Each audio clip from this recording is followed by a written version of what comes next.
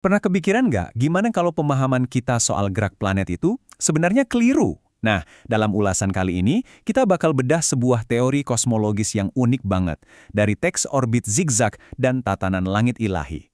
Teori ini benar-benar nantang apa yang selama ini kita pelajari dan ngasih sudut pandang yang, wah, beda banget. Oke, siap? Kita langsung masuk aja ya. Oke, jadi sumber ini tuh mulai dengan pertanyaan yang bikin kita mikir. Gini deh, kalau orbit bulan dan bumi itu katanya teratur banget, kenapa gerhana bulan nggak terjadi tiap bulan? Aneh kan? Atau gerhana matahari, yang menurut teks ini harusnya bisa aja kejadian tiap 30 hari. Tapi kenyataannya kan langka banget di satu tempat. Nah, ini teka-teki pertama yang diajuin buat menggoyahkan pemahaman kita sekarang. Lanjut, pertanyaan kunci kedua. Ini soal musim. Kita kan semua diajarin di sekolah kalau musim itu gara-gara sumbu bumi miring. Tapi, teks ini nanya lebih dalam lagi. Emangnya apa sih yang bikin sumbu itu miring? Terus kenapa juga kekuatan magnet bumi sama matahari kayak berubah gitu pas titik balik matahari? Nah, pertanyaan-pertanyaan ini nih yang jadi pintu masuk ke sebuah ide alternatif. Nah, disinilah kita masuk ke jantung argumennya. Teks ini bukan cuma nanya-nanya doang loh. Mereka secara frontal menantang model standar yang bilang bumi itu miring pada porosnya.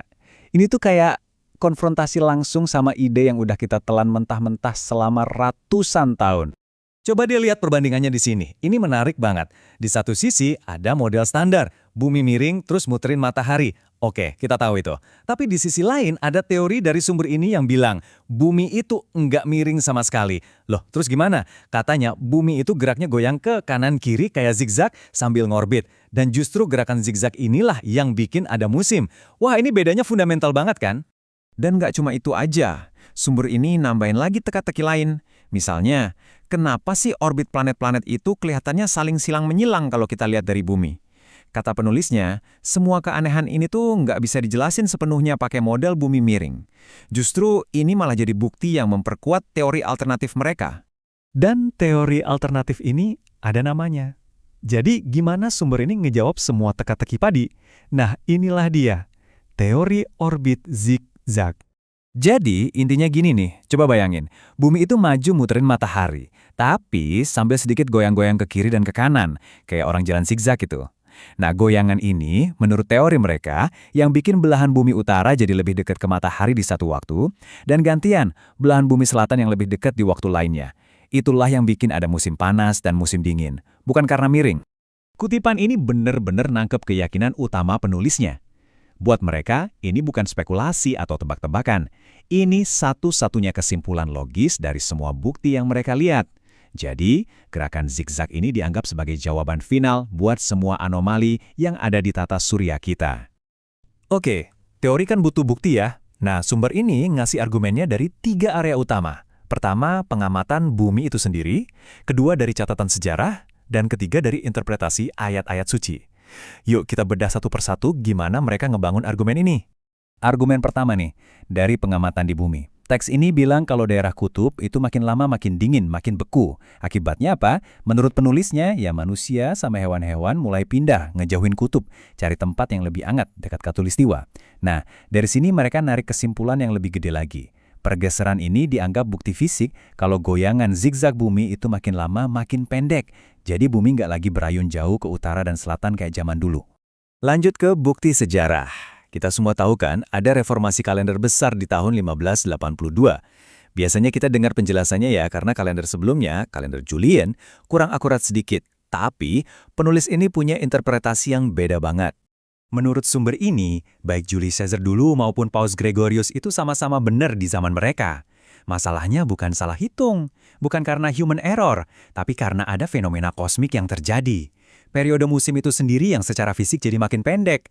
Jadi, reformasi kalender itu bukan buat benerin kesalahan, tapi upaya manusia buat ngejar perubahan nyata di orbit bumi. Wow! Argumen ketiga, ini dari interpretasi kitab suci. Sumber ini ngutip beberapa ayat. Yang pertama dari surah Al-Anbiya, yang bunyinya tentang mengurangi bumi dari ujung-ujungnya. Nah, interpretasi penulis di sini spesifik banget. Ujung-ujung bumi ini ditafsirkan sebagai kutub. Jadi menurut mereka, ayat ini tuh kayak deskripsi ilahi tentang sebuah proses. Proses di mana area yang bisa ditinggali di kutub itu makin menyusut. Dan ini langsung nyambung ke teori mereka soal goyangan zigzag yang makin lama makin pendek. Terus, ayat kedua yang dikutip itu dari surah Yasin. Isinya tentang matahari yang bergerak di jalur yang udah ditentukan buatnya. Nah, sumber ini menafsirkannya sebagai pergerakan ke arah utara dan selatan. Jadi, jalur yang ditentukan buat matahari ini diartikan sebagai gerakan tahunannya dari utara ke selatan, yang kita lihat dari bumi. Menurut penulis, ayat ini tuh ngasih isyarat kalau jalurnya ini berubah. Matahari pelan-pelan kayak ninggalin wilayah kutub. Dan lagi-lagi, ini klop banget sama ide goyangan zigzag yang makin pendek. Oke, jadi terus kenapa? Apa artinya semua ini? Kalau teori ini benar, apa dong dampaknya buat masa depan planet kita menurut sumber ini? Yuk kita lihat gambaran besarnya. Implikasinya, kata sumber ini lumayan besar dan terjadi pelan-pelan. Kita urut ya. Pertama, jalur orbit bumi itu nggak diem aja, tapi terus-menerus menyusut, makin pendek. Kedua, akibatnya, periode musim yang kita rasain juga pelan-pelan jadi lebih singkat seiring waktu. Dan yang terakhir, ini ujungnya ke sebuah prediksi yang spesifik banget. Proses penyusutan ini pada akhirnya bakal bikin Mekah dan sekitarnya jadi daerah subur baru, jadi pusat kumpulnya peradaban manusia. Jadi, entah kita setuju atau enggak, teori orbit zigzag ini benar-benar maksa kita buat bertanya. Dengan nantang sesuatu yang fundamental banget kayak kemiringan bumi, sumber ini tuh ngajak kita mikir. Kalau ternyata alam semesta ini bekerja dengan cara yang nggak kita duga, kira-kira asumsi mendasar apa lagi ya yang kita anggap pasti benar, tapi mungkin perlu kita lihat lagi? Nah, itu pertanyaan yang menarik untuk kita renungkan.